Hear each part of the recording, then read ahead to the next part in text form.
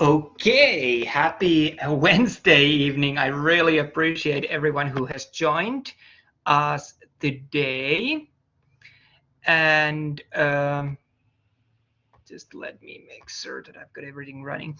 And what I'm hoping to do today is to talk with you about the lab that we have scheduled for this week, which is all to do with the enzymes and how enzymes play a role in the in various chemical reactions that we have. So we'll get to apply a little bit of what we've been talking in the class. And I'll be taking the attendance in just a few moments time, but first I kind of wanted to get us on track of what we remember from the enzymes in the past, and then I'll make a time to address any questions that you might have. But as you might remember, enzymes were defined as things that assist us in chemical reactions. So these chemical reactions would take place regardless of an enzyme, but by adding this enzyme, we get some kind of a benefit. It might be that that enzyme makes the reaction happen faster. And if that was the case, the enzyme type that we're talking about would be a catalyst.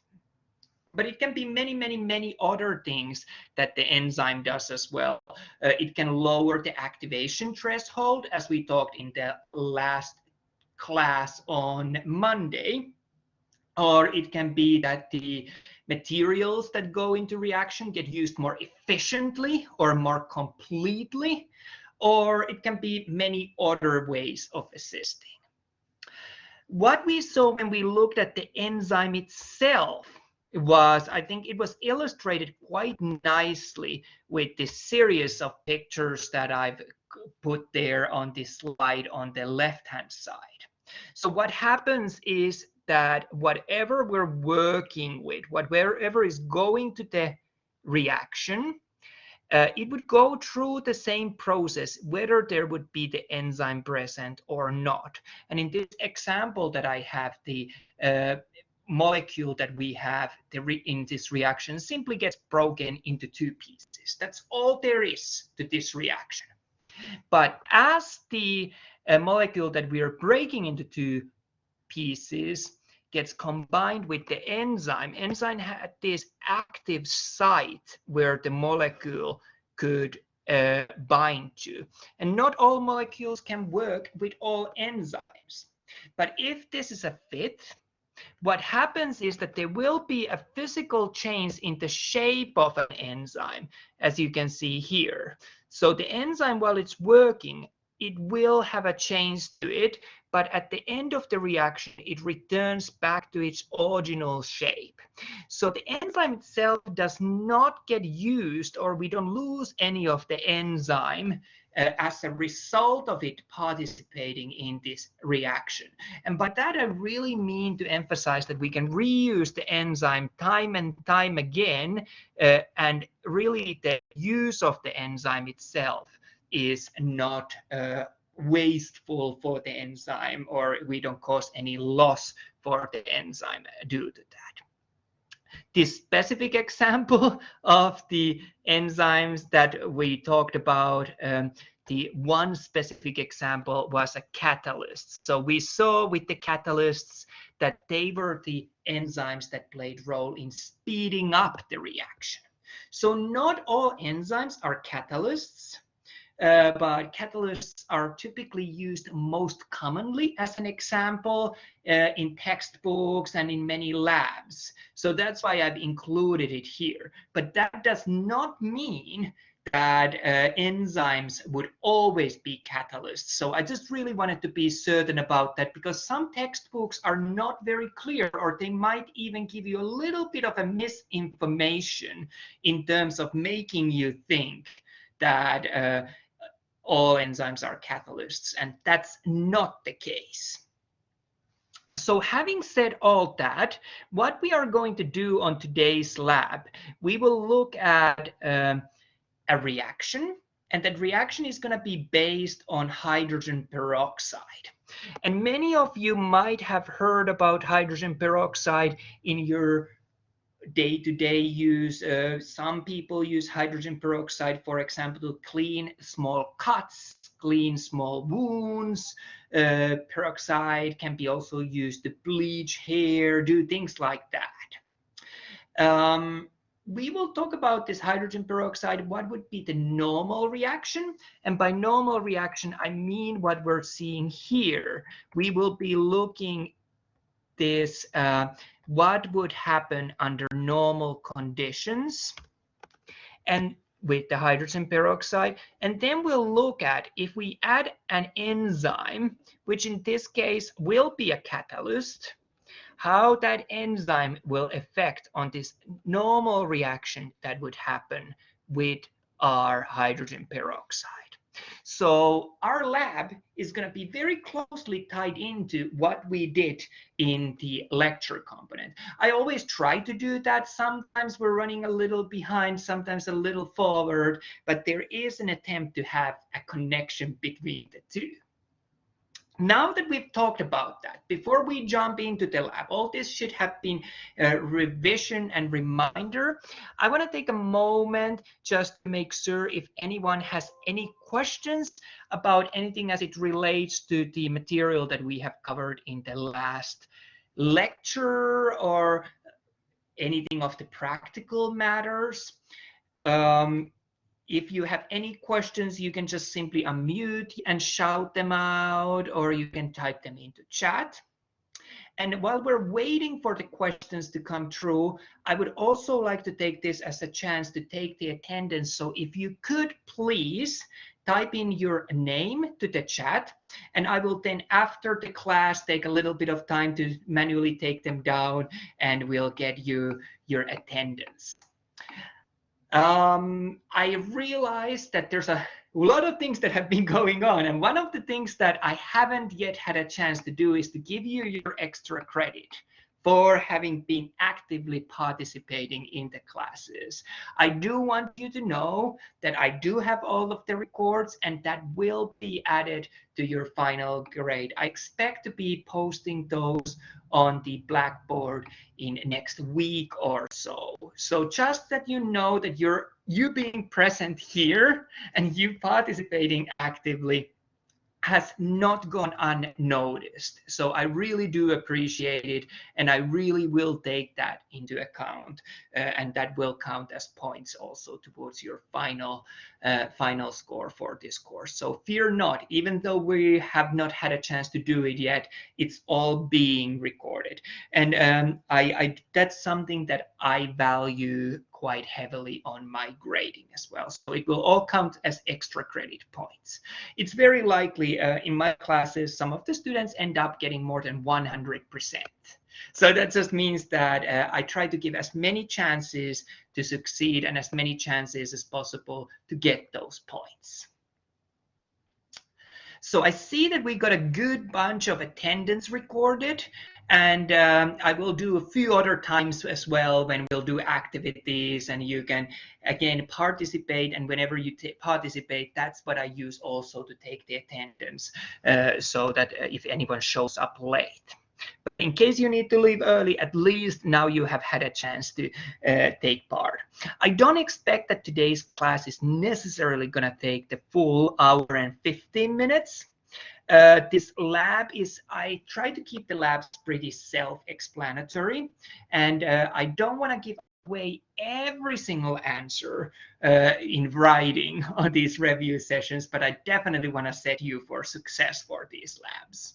So if there's no other questions, what I'm going to do, we're going to jump right into the actual lab material that we can talk about. So, like I mentioned, hydrogen peroxide is commonly found in most homes, in most medicine cabinets, but we also find that hydrogen peroxide is naturally present in the nature. What happens is that hydrogen peroxide is typically for most living organisms toxic. So most living organisms cannot handle hydrogen peroxide. This is because they do produce these hydrogen peroxides free radicals that then are damaging to the organisms. It turns out, though, luckily, that most organisms, including humans, but many others as well, are capable to destroy hydrogen peroxide before it has a chance to cause damage to these organisms. And how we get rid of hydrogen peroxide in organisms is by recruiting enzymes to assist us in this process. So with knowing all of this, that hopefully puts us in a place that we can respect, or we can see that, well, hydrogen peroxide would be a really good material to use in an experiment that would really apply to what we see happening in living organisms. So let's see what happens normally to the hydrogen peroxide. So this formula, I'm not expecting you to become experts of chemical formulas. This is not a chemistry class, but a lot of the time the chemical formulas just allow us to have a quick shorthand to explain things. So that's why you'll see me using those. So what I'm going to do next is that we're going to look at what happens typically to the hydrogen peroxide if you leave it on its own. So for example, if you have that bottle of hydrogen peroxide, you are often advised on that bottle to make sure that you close it tightly. And typically, if you buy hydrogen peroxide and you don't seal it really well, you just put it to the medicine cabinet, eventually it won't work as well. So this is the reaction that happens just naturally to hydrogen peroxide. So what happens is that our hydrogen peroxide over time, just by itself, gets converted into oxygen and water. So this is just a natural reaction. We don't need to do anything. You remember when we talked about enzymes, they assisted with something that would happen anyways. Well, what happens to the hydrogen peroxide naturally is that it gets converted into oxygen and water. You might, if you are really observant, you might notice that I have added two numbers here on this formula. These numbers that we see here are simply so that I can balance off this equation. So for every 2 hydrogen peroxide molecules, we get 2 water molecules and 1 water molecule and 2 oxygen molecules. So it's just that we want to make sure when we write chemical formulas that no material appears all of a sudden or disappears all of a sudden. We need to show everything where it comes. And sometimes these reactions are not one-to-one in terms of the molecules that go in and molecules that come out. So we need to do a little bit of math. So if you feel overwhelmed by the material, you can simply skip over these numbers at the front. But if you were curious about that, I hope that that explanation helped you to kind of grasp why I've included them there. I usually try to balance off my equations. I don't always get around to it, but I usually try to do so. So the big message to take away from all of this was that hydrogen peroxide over time gets converted into oxygen and water. That's why, for example, if you're using a hair dye that contains hydrogen peroxide, you can't really mix it and then just leave it and go away, go about your life for a couple of days and come back. Because rather than having that actively functioning ingredient of hydrogen peroxide, what you're left is with a bowl of water and oxygen that has evaporated from it. So that's not going to be working. And I do notice that I have these wrong way around here. So you are smart enough to work it out that the H2O stands for water and O2 for the oxygen. This is the first time that I'm doing slides for these labs. Normally I have just let students on their own to figure it out. So sometimes I as well do oversight. So don't feel that it's something bad to sometimes have an oversight. Anyways, so this reaction happens normally. But we can make this reaction to happen at a quicker rate. And how we can make this reaction to happen at a quicker rate is by recruiting an enzyme. You remember enzymes assisted in chemical reactions. And the type of enzyme that we recruit to make it happen faster is, of course, going to be a catalyst. So we will need to find something that will help to make this reaction happen at a faster rate. So if you think about where we started this discussion, we discussed that hydrogen peroxide was harmful for most living organisms, but we can use a specific catalyst, or there's many different catalysts, to make this reaction happen faster before damage happens. And that's exactly what we're doing in this lab. And the catalyst that we're going to be using in this experiment is something that most of us are actually familiar and most of us have probably used. It's a unicellular, so single-celled fungi. And the fungi that we're using is baker's yeast. So baker's yeast is used widely across the world in baking to add a little bit of more air bubbles into pastries or goods that we bake. But the baker's yeast, it is a living thing. It's a living organism, single-celled organism. So it has certain needs to stay alive. And while it's staying alive, then it's helping us to produce those air bubbles into, for example, the bread to make it all nice and fluffy. So it turns out that baker's yeast is a really good catalyst for us to use in a lab for quite a few reasons, because it's easily available, it's not really toxic, students can't really get harmed or damaged or injured by using it, it grows really well, it's easy to manage, and so on and so on.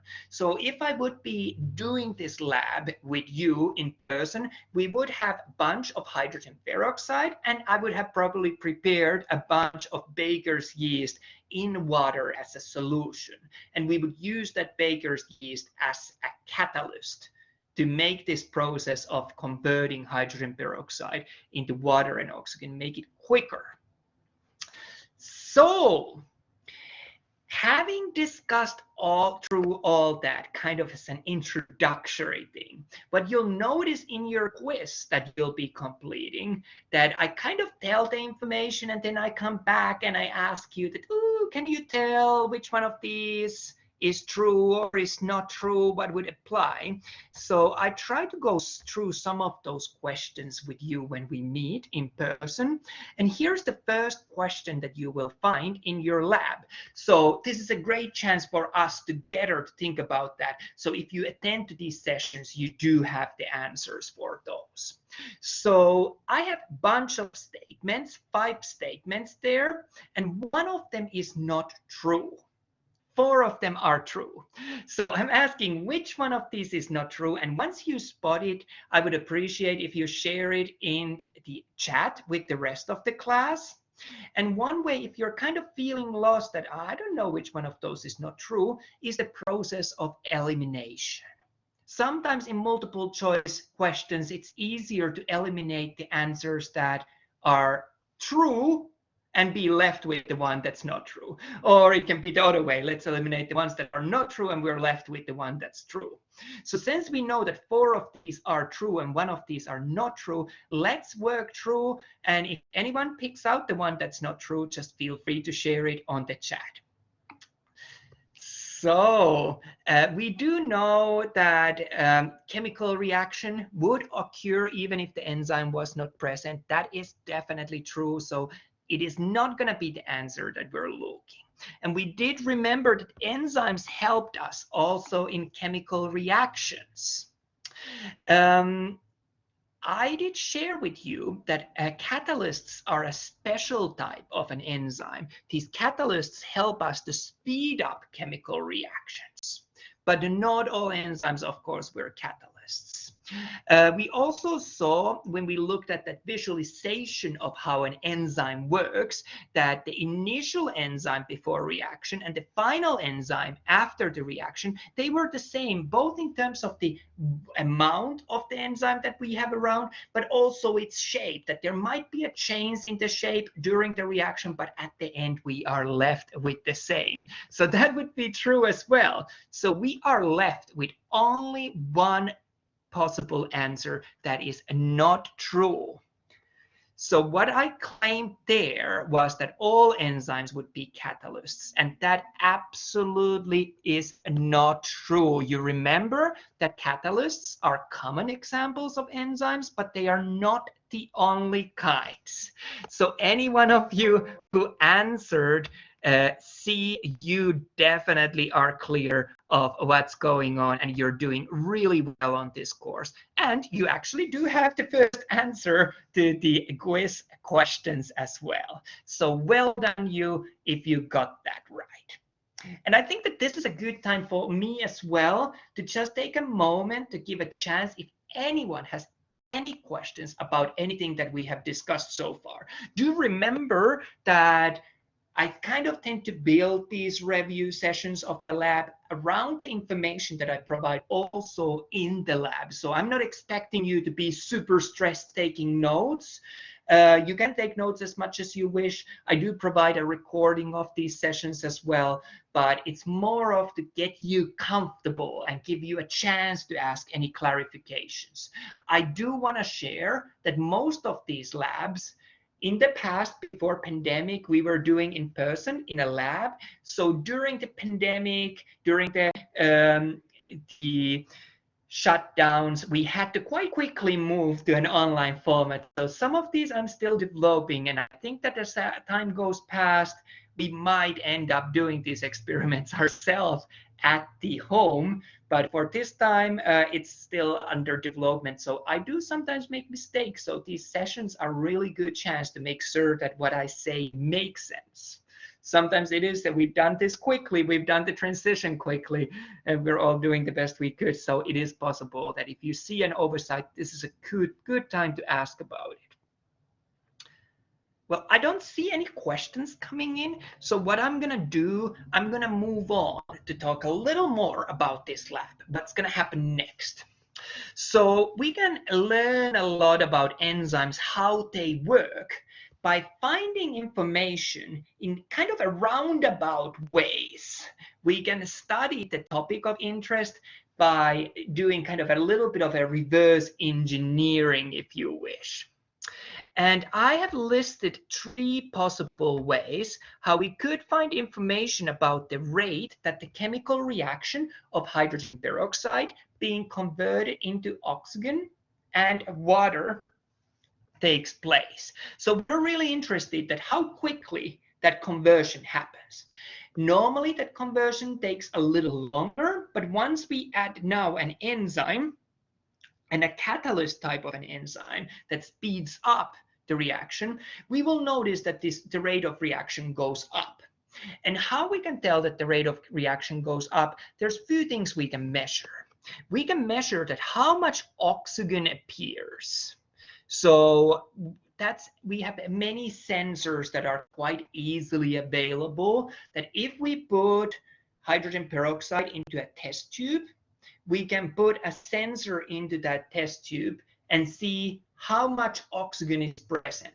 And as more oxygen becomes present into that test tube, it tells us that more hydrogen peroxide has been now converted into water and oxygen. So we can look at that rate, how much of that appears. We can also look at how much of hydrogen peroxide is in that tube. And as the reaction moves ahead, there will be less and less and less of hydrogen peroxide because it is getting converted into water and oxygen. So both of those would be good ways, but I can think of one even easier way based on the materials that we have in the labs. And that would be to measure pressure within the test tube. If you take a test tube and you seal it, there will be a certain pressure within there. Usually to start the reaction with, it's going to be the same as the air pressure, the pressure around this. As the reaction takes place, that more hydrogen peroxide gets converted into oxygen, there will be more and more and more oxygen in that test tube, so the pressure inside the test tube will be growing. And we can also measure the particular pressure of a particular component, or we can measure the overall pressure. It would be the oxygen, the amount of oxygen increasing, that would cause the change in the pressure in this case. And this is actually the very thing that we end up measuring in the lab. So what we see is that as the oxygen gas pressure rises, as a result of oxygen being produced in this chemical reaction of converting hydrogen peroxide into water and oxygen, that is directly proportional to the rate of the chemical reaction. So if there's no reaction happening at all, there will be no change in the pressure within the test tube. If the reaction is going really fast, the pressure in the test tube will be changing really fast as well. And what happens typically in reactions is towards the end of the reaction, the rate of reaction gets slower and slower and slower as there is less of the ingredients to react. But, and this as well we can detect by the rate of reaction being now slower. It's not as fast that we see pressure changes within the tube.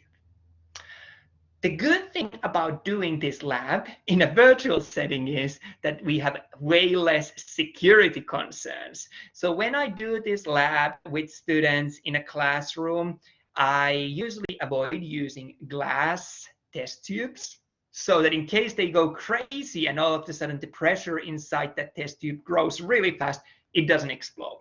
The other thing that I do, I make them monitor very carefully the pressure within the test tube. And if the pressure grows too high in the test tube, we simply stop the experiment and open the test tube so that it doesn't explode, or the lid on top of the test tube doesn't shoot off. It does become a little bit of like a rubber bullet when the pressure grows too fast. So let's have a look. Based on what we have just discussed, we are going to be able to formulate a hypothesis. And this is probably one of the tougher questions in our labs so far, because we're using the terms that might be a little bit new. But I told you that a good hypothesis typically contains terms if and then. So in this hypothesis, we are figuring out that if the amount of something in the test tube increases, then the amount of another thing within the test tube increases as well. And one of these will be independent variable, and one of these will be dependent variable. These terms, independent and dependent variable, are terms that you will end up seeing quite a lot if you go to do more research. I think that they use those quite a lot also in psych classes and so on and so on. So what we mean by independent variable is that we can control that. So by that, I mean that in our experiment, we are going to alter the amount of independent variable. And by altering the amount of independent variable, we will see it having an effect on the dependent variable. So you can think of dependent variable almost as an outcome of this test or this experiment. So you change the independent variable to see what sort of an effect the change of independent variable will have on the dependent variable. So I have a list of 5 different things that I'm proposing that we could try out. And like I said, this is a little tougher question, so I will not be offended or super upset if you don't get it. If you get it, you're definitely doing well. So if you have a hunch what could be the right answer, you could share it now in the chat, but I will not be upset if you do not know it. So let's see where we're getting. I see that there's a lot of very bright answers coming through. You definitely have figured this out. So if we are changing the amount of baker's yeast, which was our independent variable, oh, sorry, I didn't mean to go that way. So if we are changing the amount of baker's yeast,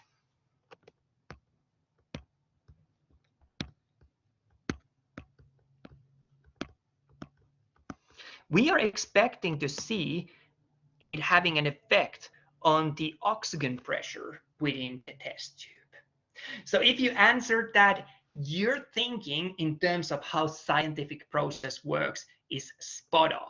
You're doing really well. And this is actually the question 2 in your quiz for the lab. So again, by joining to this class, you are getting some of those answers, so it should be a little easier to tackle those labs. So we are changing the amount of baker's yeast in order to see the effect on the oxygen pressure. And this oxygen pressure is for us a direct measure of the reaction rate.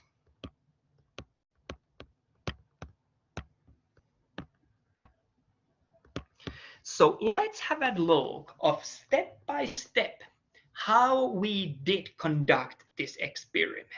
What did we do?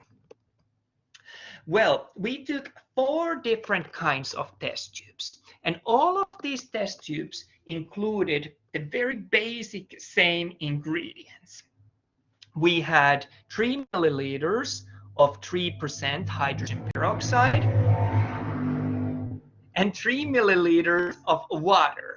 So it wasn't pure hydrogen peroxide simply because we didn't want the hydrogen peroxide to be so reactive that the tubes would explode or we wouldn't get a chance to conduct the experiment. So all of these 4 conditions that we tested had the very basic same 2 ingredients. There is only one ingredient that varied between the 4 test tubes. And the one ingredient that varied was going to be the amount of our enzyme that we put in there and the amount of the catalyst enzyme that we put in there. So the enzyme that will speed up this reaction to happen.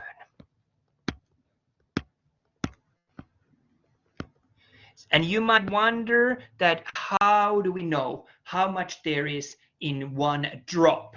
Is this kind of a little bit of a vague measure? Well, it turns out if we use the same pipette to pipette each drop, it will be consistent. The droplet size will be the same every time that we drop it. So in the first test tube, we only put 1 drop of this enzyme. And then we close the test tube with a sensor for the oxygen pressure. And this sensor measured that, okay, how much the pressure within the tube is. And we recorded that on a computer. We did it again for the second test tube, but this time we added a little more of the enzyme there. So 2 drops of it. And again, we measured, recorded the results of the pressure within the test tube. And we kept doing this until we got to the maximum amount of the enzyme, 4 drops of the enzyme within the test tube.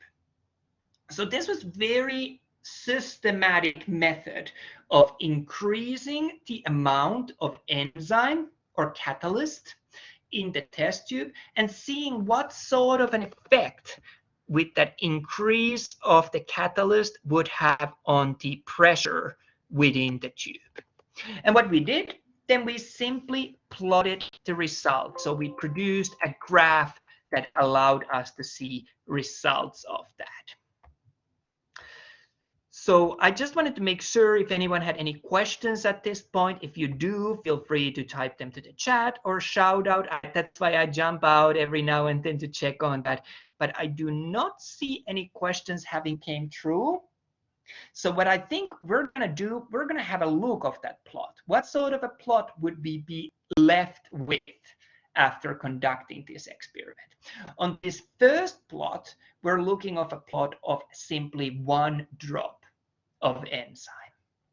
And one of the things, since we cannot be in a class together, what we would be normally doing in a class, and what's an important skill that you walk away, other than just knowing facts and information about biology, is an ability to generate and read different kinds of graphs. So you have generated the graphs. You remember when we tested which kind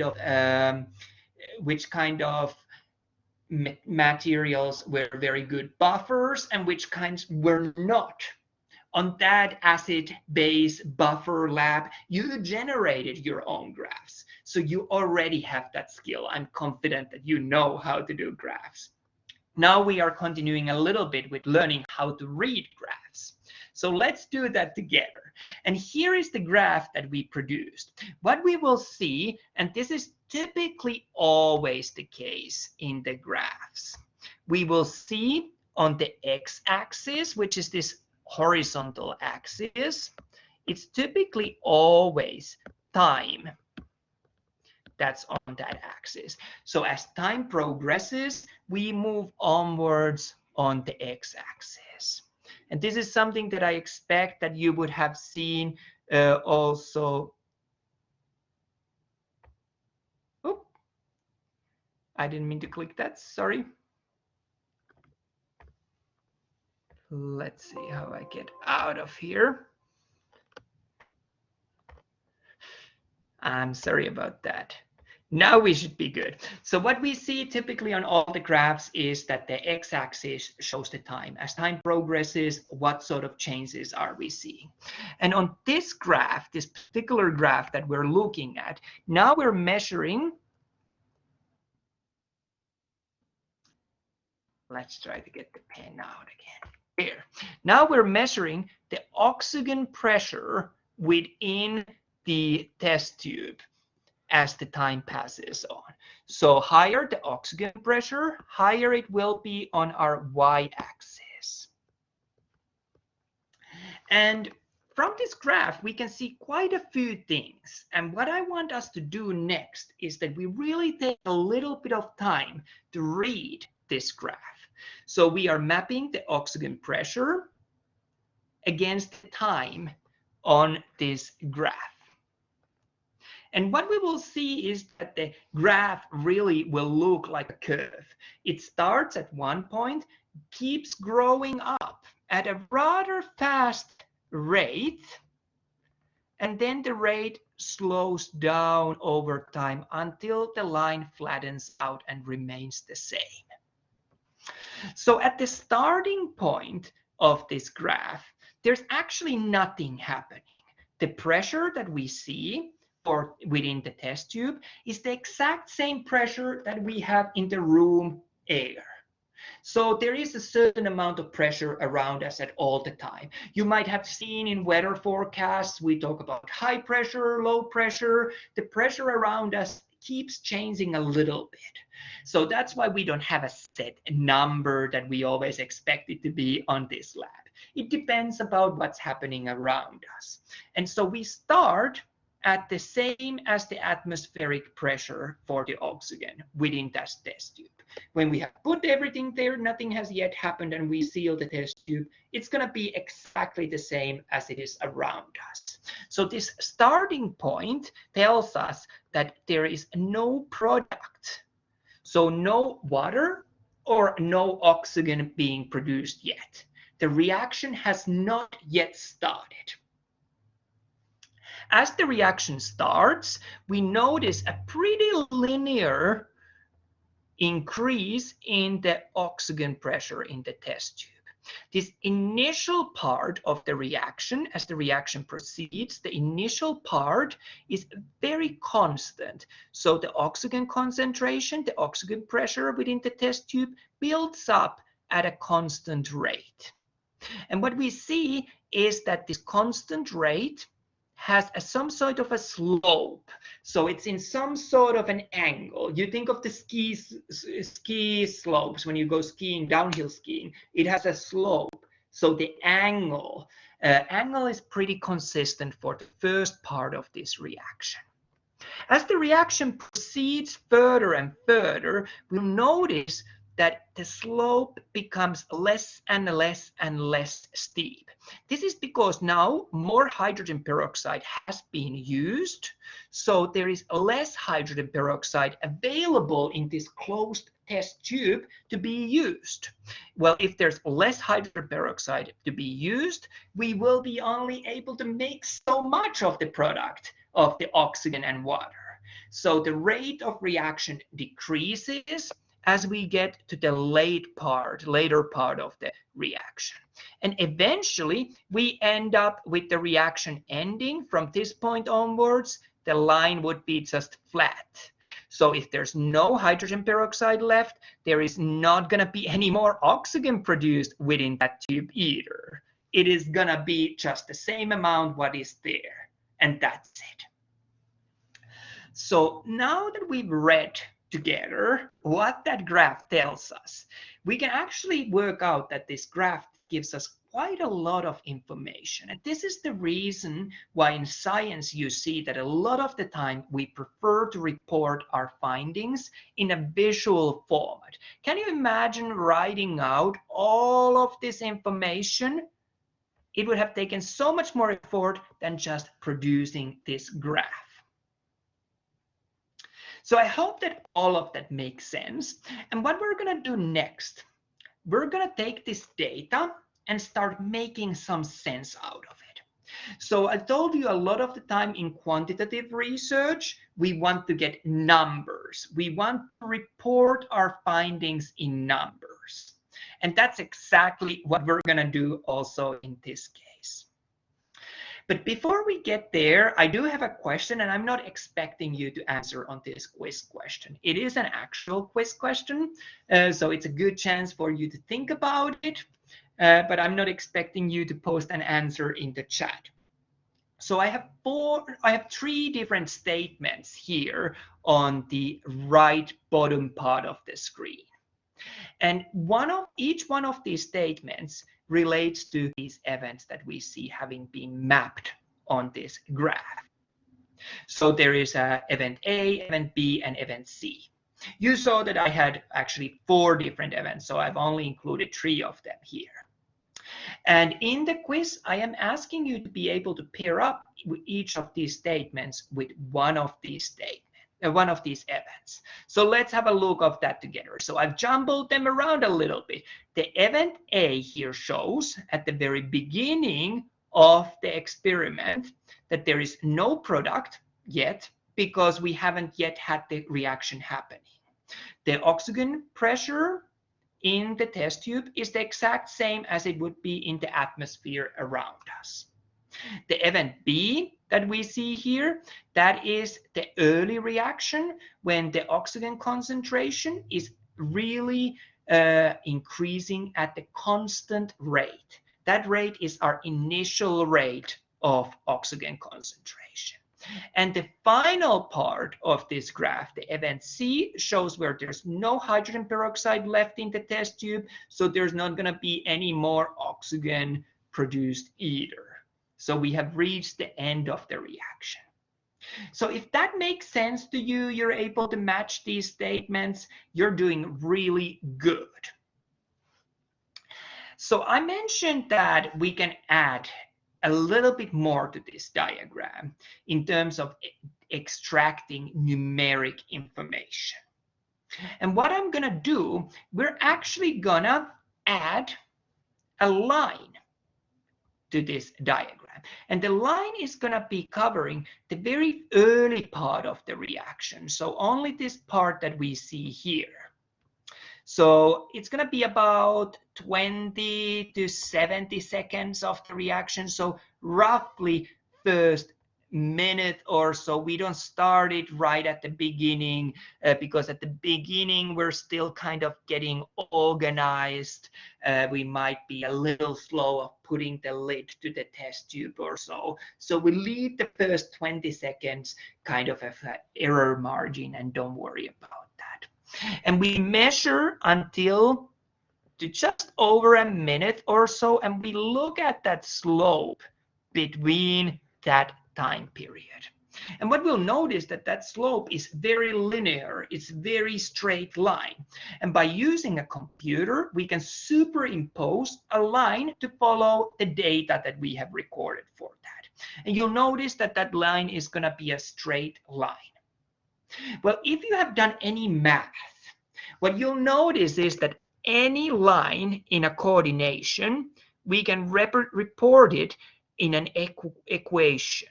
So equation that tells us the x and y of the points in that line. So this equation y equals slope times x plus b.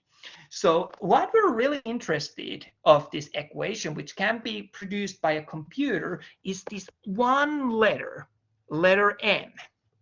And this letter m tells us that in which angle this slope is running. So we're going to be focusing on this letter m because it tells us this particular angle that we're looking here. So when we run the simulation and collect the data to our computer, and then when we look at that data and superimpose this linear fit to it, we will get a numeric value to how steep this line is. If the reaction rate is very low, the angle is not going to be very steep. If the reaction rate is really fast, the angle is going to be very steep. So simply by looking at this number for m on this equation, we can tell how steep the angle is. So how fast the reaction is taking place. I hope that that makes sense. So now that we've done that, we collect the information simply for that m. What is the angle? And we collect it in various groups in the class. Each group conducts these 4 experimental conditions. And then we add all of these angles together, divided by the number of data points that we have collected or number of groups, and we get a class average, mean angle. What is the average angle for this experiment based on the number of drops that we put into the test tube? And what we're seeing a set of numbers. And this set of numbers is really what we want to be analyzing at. So our results in an experiment are just a numerical summary of our findings. And after we have this numerical summary of our findings, the numbers themselves, they mean something, but we've got to take time to read them, give them a meaning, explain what might be causing the results that we're seeing. So that's what we're going to be doing next. We're going to look at these numbers, look at what does it tell us about this reaction of converting hydrogen peroxide into water and oxygen.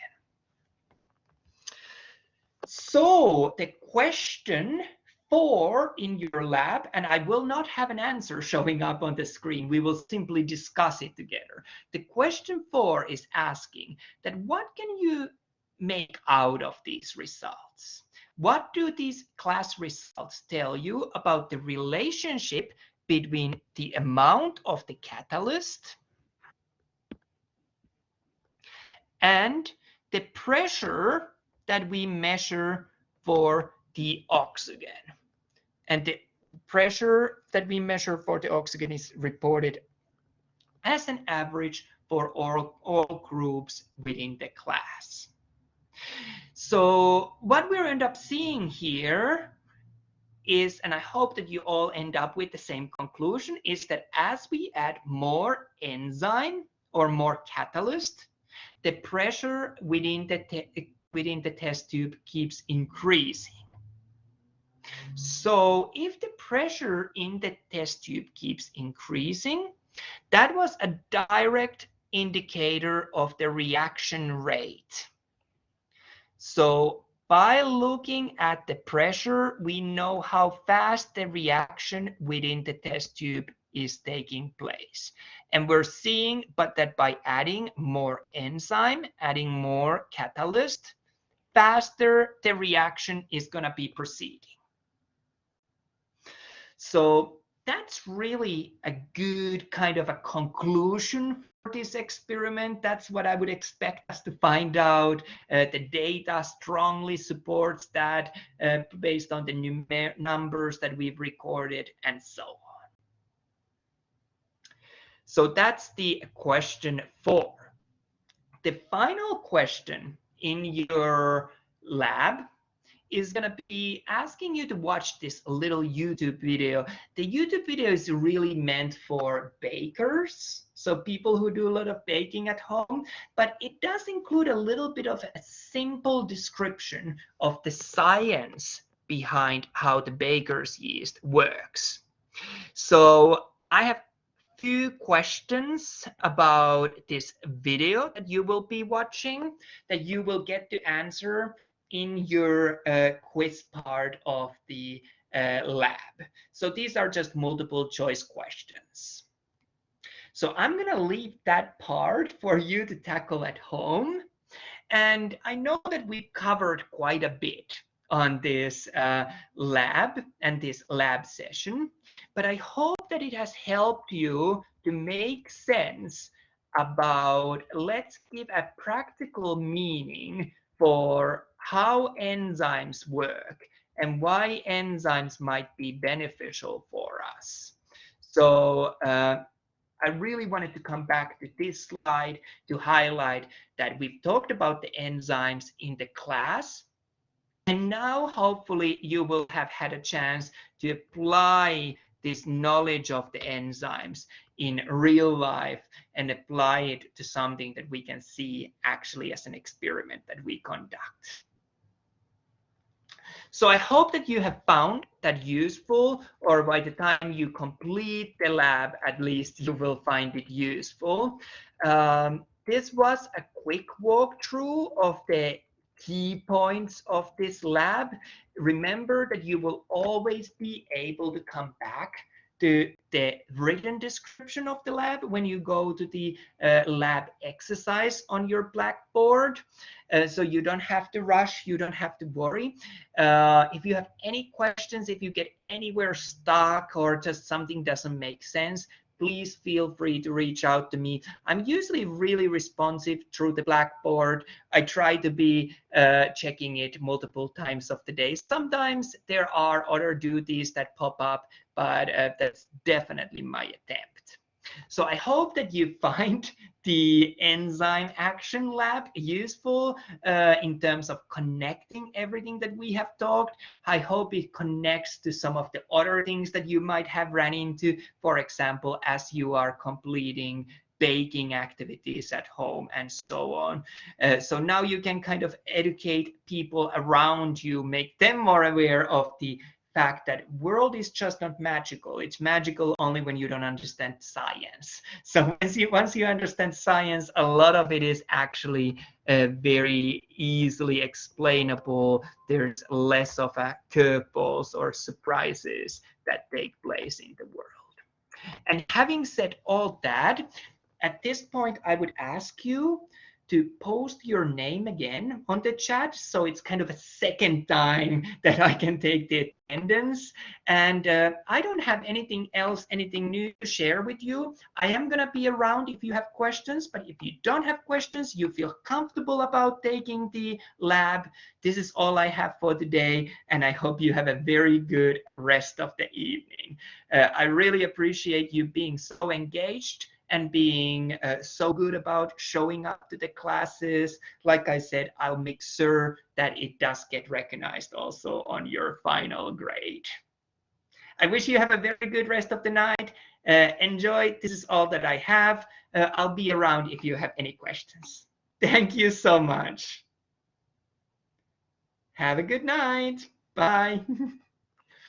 I will definitely explain again. Let's have a look. I'm just going to read through the question.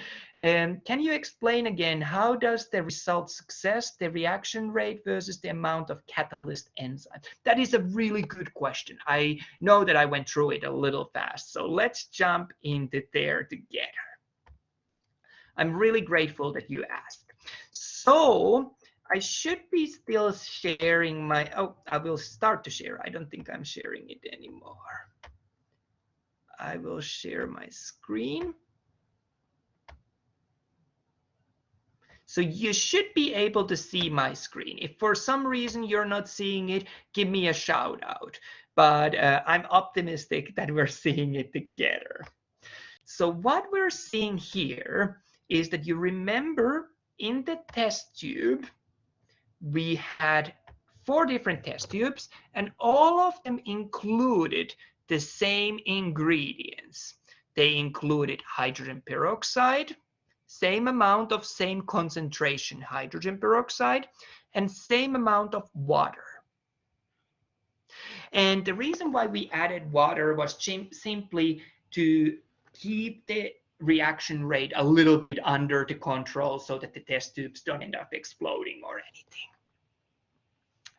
The only variable in these 4 test tubes, only thing that changed was that we added a different amount of the enzyme, different amount of the catalyst into each. The first test tube had just the slightest of amount of the enzyme, whereas the last test tube had a great amount of the enzyme. And you remember the enzyme was simply the baker's yeast. So what we are seeing with the relationship between the catalyst, how much of the catalyst we add into the test tube, and the reaction rate of the reaction. So we used oxygen concentration in a test tube as a measure of the reaction rate. So we didn't really measure anything else, but we know that the amount of oxygen in the test tube is directly proportional to the reaction rate. And higher the number, more reaction is taking place. Smaller the number, less reaction is taking place. And what we'll see is that as we add more enzyme, the higher the number ends up being. So more enzyme means that the reaction is happening at the faster rate. So the question about, please explain the relationship between the catalyst, so the number of drops of the enzyme, and the oxygen pressure. Well, the oxygen pressure went up, more we added catalyst. Well, the oxygen pressure was a direct measure that we used to indicate how much the reaction rate within the test tube was. So the reaction was taking the hydrogen peroxide and converting it into water and oxygen. That was the reaction. And we just want to know how fast that reaction takes place. Well, if we had more and more catalyst, more and more of the enzyme, the quicker the reaction was. And the quicker the reaction was, the indicator of that was the higher the number.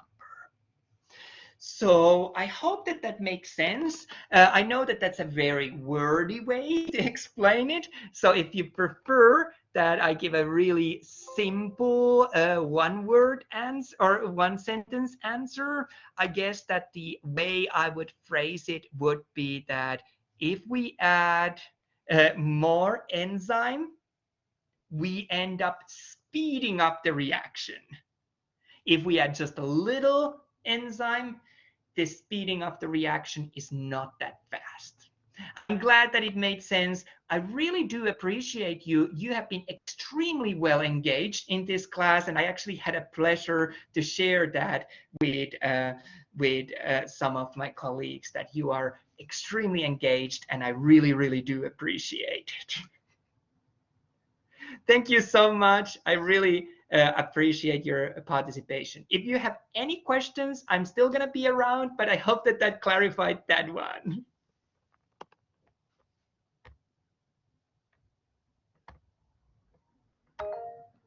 Yes. Hi, so I have a question. I was looking at the blackboard and I was noticing that the assignments are kind of mixed up and it's kind of confusing. Is it on your end as well? Oh, that might be just something that's an accidental. Let me jump there and have a look. That's definitely not on purpose. Let me just see what's going on. Sometimes we did update the blackboard and sometimes things go crazy there. So not be blaming just an issue with the system. So let me see. Are you talking about this week or in general everywhere? Yeah, so I have after late submission exam 2, I have Yes. chapter 10 through 11. And then observing mitosis lab 8, and then it's the lecture 3. And then it goes to homework 6. Let's have a look, just a second. So I'm gonna share my screen with you so we know that we're talking of the same thing. So you should be able to see my screen, and I'm gonna just jump into what we are being told that the students would see when they log in. So let's have a look what's happening. I really do appreciate you bringing it to my attention. So when we go to this week's learning module, which is about week 8, about metabolism, the material there is in order. I'm guessing that you talk about what you will see when you go to the grade book. Is that correct? Yes. Yes. So let's have a look. I see what you mean. I definitely see, yes. So they are all jumbled up, and that's something that sometimes happens when we regenerate something. I can fix it tonight. It should be fixed by tomorrow, so they should be in order. I can totally understand. I would be confused at what on Okay, earth yeah, we need because to I was do. looking through the grades and I was like, where's my lab at? And like, it's all the way like almost to the middle. And I was kind of getting confused.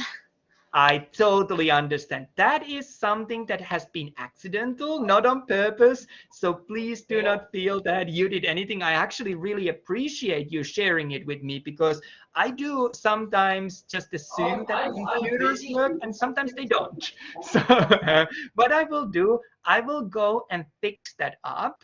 I will share though that in terms of the couple of coming chapters, the chapters 7 and 8, we cover them as a bundle, but I can definitely tell that chapter 10 and 11 should be only after chapter 8. So I will go and get that fixed tonight.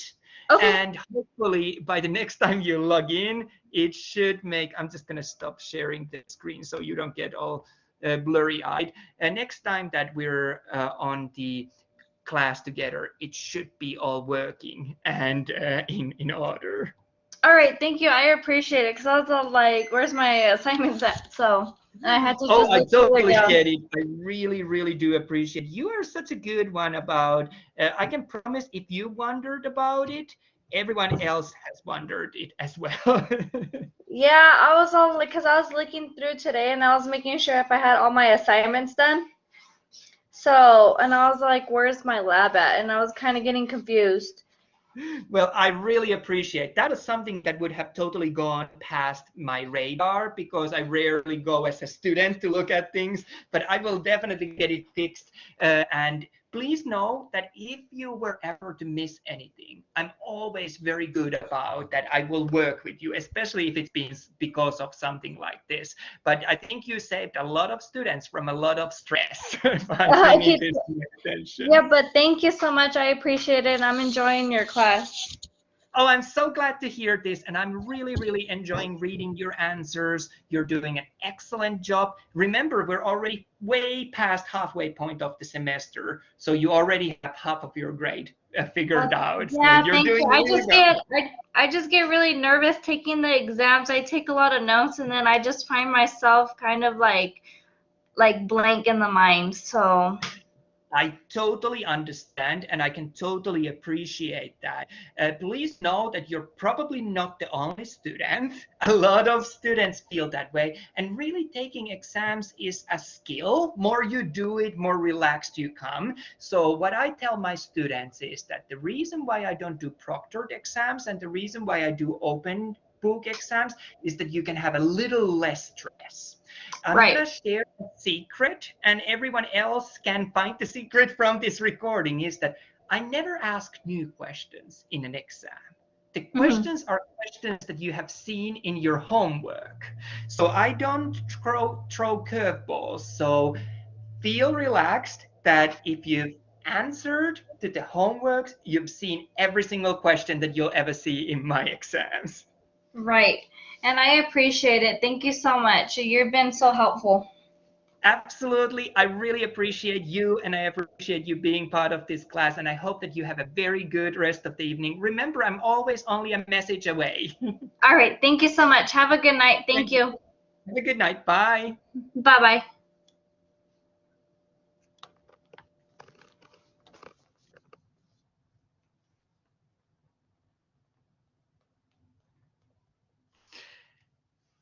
And I think that that completes our class for the day. Everyone has headed home or headed to other activities. So I'm going to stop the recording at this point. I will take a little bit of time to take the attendance for the class, and then I will make this recording available for you.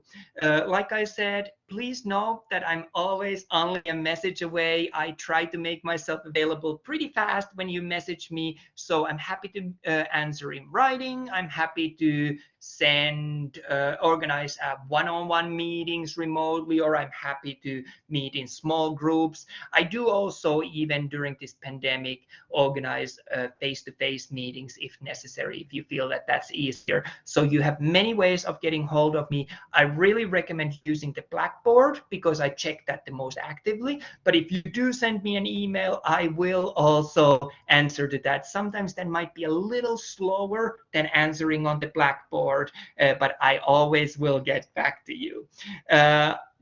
Remember, there's no curveballs in my exam. Remember that even though we are in a virtual setting, you are not alone. I am here to help you. And my biggest focus and my biggest concentration is that I want you to be successful in this class. So thank you for joining me. Have a good rest of the evening. I'm going to end the recording here. Like I said, don't hesitate to reach out to me if there's any questions that you might possibly have. Bye for now.